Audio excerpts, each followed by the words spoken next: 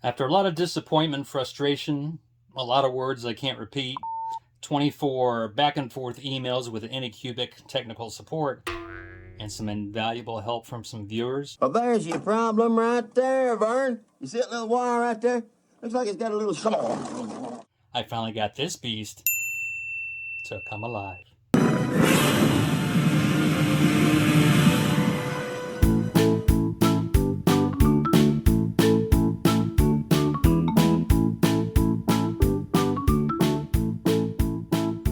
Hey everyone, my name is Tom and I welcome you to Escape Reality Hobbies. And yes, I did name my printer Godzilla. In my episode 6 video, I shared with you my absolute joy of receiving my first 3D printer, and then my absolute frustration and disappointment and utter feeling of helplessness because I could not get this thing to work. Well, in this video, I'm going to share with you 4 things that I was able to do to get this beast working. So hopefully it might help you get your Anycubic Photon Mono X 6K working, or possibly another printer that you may have, because the issues could be the same. So let's get started. Just like the vast majority of you watching right now, even before I purchased this printer and after I received it, I probably watched a good 10 to 12 different videos on how to set it up and how to make sure that all the printer settings and parameters were correct.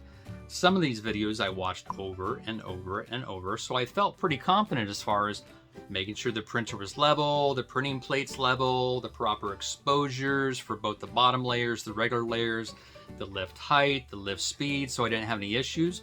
Well, the test print that came with the printer that doesn't require any slicer settings or work, just a plug and play, came out good. But after that, I did another 10 to 12 prints, and every single print session had some pretty major errors. They weren't sticking to the build plate, they were sticking to the FEP sheet on the bottom, the supports weren't holding, the prints were actually splitting. I even had some weird vertical and circle marks in the prints that didn't make any sense whatsoever. Even the Anycubic Photon Workshop slicer, the printer wasn't even recognizing it. I had no idea what was going on. I felt like I was playing a cruel, never-ending game of whack-a-mole. It wasn't very funny. I actually started to second-guess my decision to get into this 3D printing hobby and whether it was going to be worth my time and my sanity. But thankfully, I figured it out. Here's what I did.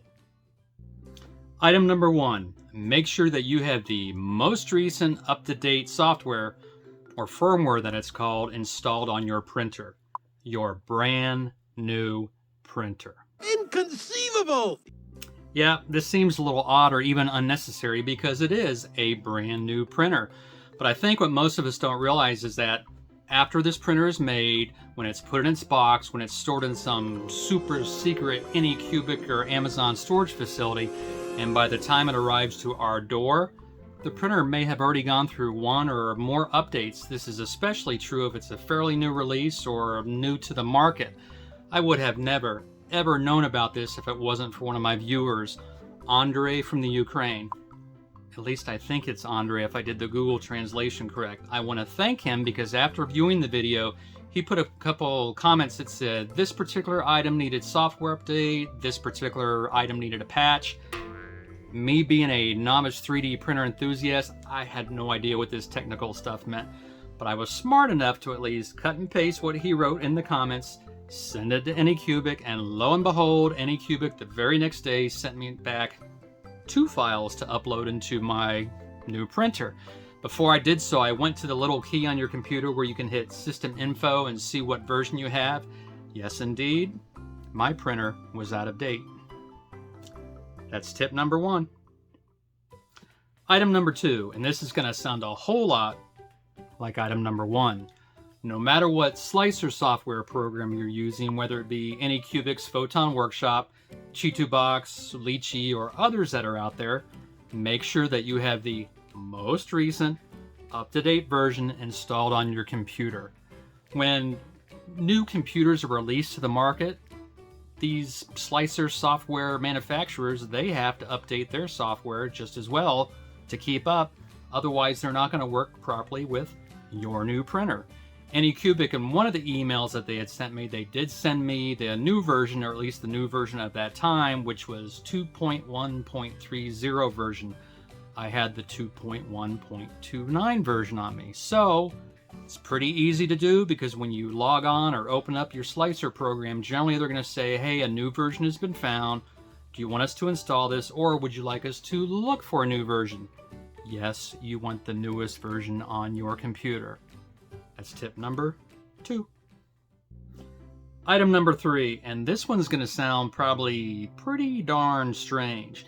In the same email where Anycubic had sent me the updates for my printer, in one of the paragraphs down at the bottom of the email, they had said that this particular printer will not recognize a USB thumb drive that has more than a capacity of 8 gigs. What? Inconceivable! You keep using that word. I don't think it means what you think it means. Yeah, that is pretty inconceivable, because 8 gigs capacity, that's really nothing these days with thumb drives. Just in my desk behind me, I think I have a couple that are 64 gigs, 128, or maybe even one 256. I thought that was awfully strange. And these little booklets that always come with our printers, let's see if I can put it here, these quick start or how to set up, they don't put any user manual information in these things. In the thumb drive that the companies send you, there's generally a PDF file of the user's manual, or you can simply go to their website, look it up, print it up there, or at least access it there. Apparently, in the user manuals, it says, for this printer, I can't use more than an 8 gigabyte thumb drive. That's tip number 3. Item number 4. All resins are not created equal. All resins have different printing properties. Even if you're using the same printer with the same level height, every resin is going to need a different exposure time. In one of the last emails that Anycubic sent me, they sent me a RERF. A RERF. Okay, that is difficult to say. An RERF file. What this stands for is Resin Exposure Rangefinder. What this file is this file is pre-formatted, and it normally has 8 of the same tiny little objects on them that have different exposure times already built in. This way, it's going to help you find the correct exposure time for the resin that you're using, the layer that you're using, and the machine that you're using. In my case, my file had exposure times already set at 2 seconds, 2 1/4, 2 1/2, 2 3/4, and then 3 seconds, 3 1/4, 3 1/2, and 3 3/4. It's a smart idea to use one of these. If you don't have one, reach out to your printer manufacturer and ask them for one, or you can go online, and I think you can find one on Thingiverse. I've seen actually a couple on there, but Anycubic did send it to me. It's a smart idea to use one of these. You'll save yourself frustration. You'll save yourself precious resin. Okay, let's try this one more time. Precious resin. And most important, it's going to help you avoid print failures, so you don't have to empty out your resin vat, clean off the fet plate, start all over again.